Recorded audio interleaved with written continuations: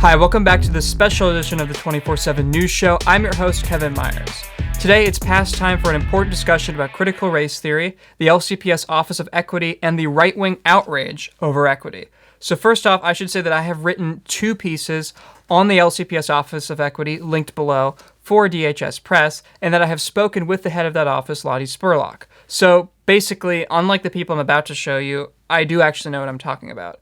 Second, what I'm about to say does not necessarily reflect the views of LCPS, its Office of Equity, or DHS Press.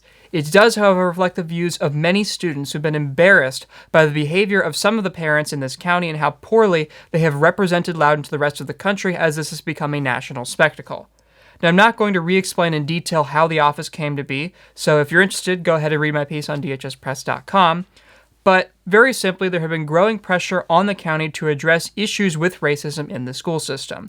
The county brought in a group called the Equity Collaborative to conduct an independent assessment of the county, which had some quite troubling findings, to say the least, prompting a complaint by the Loudoun NAACP and an investigation by Virginia State Attorney General Mark Herring. The Office of Equity was then created by then Superintendent Eric Williams to address the issues the Equity Collaborative discovered in their assessment.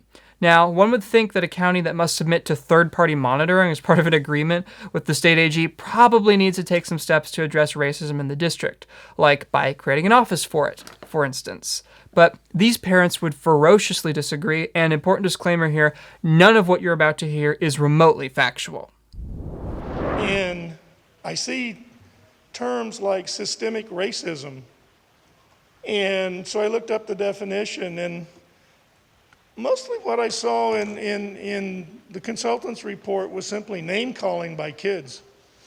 And I'm 70 years old, and when I was growing up and in high school, actually even grade school, we had a saying, "Sticks and stones may break my bones, but words will never hurt me."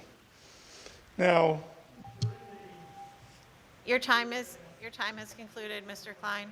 So now lots of documents are coming out that says that actually the schools, the curriculum is teaching CRT. It's not optional.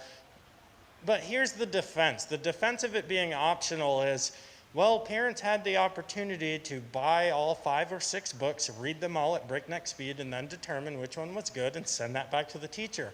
Well, here's the problem. You're pushing the narrative that people that look like me can't use the internet or get ID. We don't know how to read. Our illiteracy rate is high, which it is in some places. But you're also saying in the same breath, buy all these books with your low income, read them all super fast, and then decide what's good for your kids. It's bullcrap, and you know it. Thanks, guys. This board made a mockery of this county by ignoring data, implementing divisive CRT programs, and making immoral decisions about classroom material. Now you want to strip female athletes of a fair chance in sports and tell the majority of the students that their right to privacy and security in restrooms doesn't matter. Residents all over this county are done letting you put our kids through your radical agenda. Good evening. I'm here to address critical race theory. CRT is drip poison. CRT doesn't belong in our schools. Teaching students to view one's race as a way of thinking and measuring success is damaging. Teaching them to hate our country is wrong. Children must be taught to work hard for their success, with everyone treated with dignity and respect. Because of my conservative values, some of you might add me to some of your lists that you created, or I'll be labeled a racist. But what you will not do is teach my son to believe that he is an oppressor and label him a racist. Is it welcoming and inclusive to fund teacher trainings that identify white male Christians as privileged? Is it welcoming and inclusive to allow public shaming of students and parents who don't agree with your ideology? Do you think parents welcome the school board imposing unconventional sexual preferences on their 6- and 7-year-olds? Is it welcoming and inclusive to hail neo-Marxists who say, "Do it my way or you're racist"?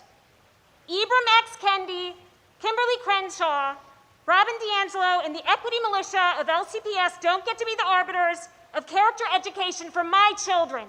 I do. Stop exerting your fake moral superiority on students. It's not your job. Get back to academics. So first, the superintendent of LCPS issued a public statement denying that the system currently teaches critical race theory, which I can confirm both having reported on the Office of Equity and as a former student of LCPS. Now, for the uninitiated, what critical race theory actually is it's an academic concept devised in the 1970s that racism is not purely a moral failing of the individual, but rather a broader issue with how America's institutions were constructed and how they operate, and that this is the lens through which race in America should be taught at the collegiate level. Essentially, it's that we should teach college students that systemic racism is a thing that exists. There have been attempts to adapt this philosophy for primary and secondary education, such as the New York Times 1619 Project, but again, LCPS has not implemented any of this in its classrooms. Any assertion otherwise is false. You might be wondering where people are getting this idea from then, which brings me to my second point. These parental outbursts aren't the grassroots movement the cheers from the back of the room might have you believe. Many of the fears surrounding this have been stoked by national far-right outlets of misinformation, which have turned their ire on Loudoun County. For example, NBC News reported that a former spokesman for the Department of Justice under Trump, Ian Pryor, had been deeply involved in an effort to recall 6 of the members of our school board along with other Republican activists surrounding this issue. I'm not saying that at least some of these parents don't genuinely believe the things they're saying, but it's clear much of this outrage has been manufactured to keep far-right audiences engaged in Trump's absences. It's important to note that Trump also waged a war on critical race theory and diversity training during his tenure in office. For example, in that same report by NBC News, they found that the far-right TV network Fox had devoted airtime to our county's dissension a minimum of 24 times in just 8 weeks. This sort of fixation on a single county by a national outlet amid arguably more important national crises like the pandemic is quite bizarre. And Fox was somewhat late to the party. Online mouthpieces of disinformation like Daily Caller and Daily Wire had been covering this many months prior to Fox. Now, unfortunately, the longer you look, the more this appears to be an attempt at the preservation of racial inequities in LCPS. The only criticisms by far-right activists of things LCPS has actually done surround the creation of the Office of Equity and the new staff trainings with regards to it. LCPS's goals with the Office of Equity were quite clear, which was, of course, to address the disparate academic achievement of students of different ethnicities and the mistreatment of students of color by both fellow students and staff. Virginia Attorney General Mark Herring's probe found that Asian Americans were significantly overrepresented in admissions to the academies of Loudoun, Loudoun's magnet school, while every other group was underrepresented to varying extents. LCPS also shared firsthand accounts they gathered with the state AG. Parents, staff, and students alleged racial bias in hiring and underrepresentation of black and brown people in school administrations. Some described disproportionate punishments for students of color, with one parent saying, quote, "It's very subjective if his separate discipline was due to his race. I can say that the repeated references to his size and strength were indications, as those factors do not change the fact that he was only 6 years old." Which, yeah, that's pretty bad. The parents go on to say that the child was suspended twice in the same year while not having had significant discipline issues in prior years. The report also offers what can only be described as a treasure trove of student-inflected racism, along with one student witnessing the verbal assault of another Muslim student and an attempted physical assault of that same witness in which a school resource officer had to get involved. There were numerous accounts of white students using the N-word, and a commonality between all the different stories the AG had in their report was an underwhelming response by school officials, to say the least, which would all appear to be evidence of some sort of systemic issue or systemic issues within the county. And with regards to these systemic issues, the Attorney General's office concluded that questions were raised about 1, discipline policies and practices that have disproportionately negative impact on students of color, particularly Black/African American students, 2, insults/slurs or racially motivated violent incidents based on race, religion, language, and culture targeting English language learners, Black/African American students, Latin/Hispanic students, and Muslim students, and 3, discriminatory recruiting, hiring, and promotion practices. It is important to note that the Attorney General also acknowledged the positive steps the county had already taken to address systemic racism, such as the commissioning of the Equity Collaborative's assessment in the first place. The report also reiterated the various commitments LCPS had made for the future to address these issues. The state AG's report makes it apparent that, to return to my point, there is an earnest attempt to preserve racial inequities within the school system by residents of Loudoun County. The distraction from the Office of Equity's actual work of addressing the AG's findings, with the lie of critical race theory being forced into schools, has sparked anger and hate for the Office of Equity as a whole among parents, whose ultimate goal here remains unclear.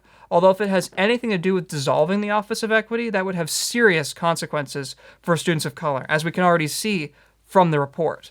It is clear, however, that the preservation of the inequities is the intention of those spreading misinformation, and it's really just unfortunate this kind of fear-based rhetoric persists. The one thing these parents did get right in their outrage was that education has been politicized in Loudoun County. What they didn't get right is who is politicizing it. Because honestly, racial equality should not be a left-right issue. It shouldn't be controversial. It shouldn't be partisan. And yet, it is, unfortunately so, in Loudoun County. That is it for the 24/7 News Show, this special edition. Like, dislike, comment below. We always appreciate feedback on videos, and amicable, polite political debates are welcomed as well. Anyway, that is it for me. Thanks for watching.